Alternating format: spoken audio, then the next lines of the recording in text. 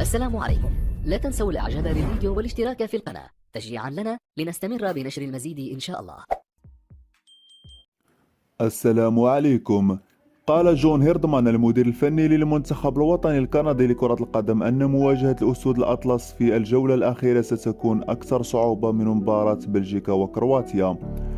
وأكد المدرب الكندي أن منتخب بلاده قدم مباراة جيدة أمام المنتخب البلجيكي، لكنه فشل في تحقيق نتيجة إيجابية، مقدما الشكر للجماهير على دعمهم للاعبين.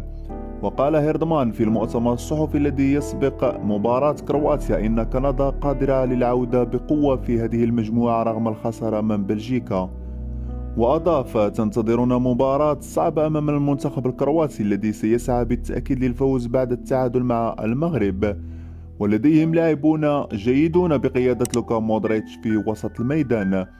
وختم حديثه: نحن بحاجة إلى تحسين أدائنا في الشق الهجومي، خاصة في أظهرة والتسديد للوصول إلى شباك الخصم.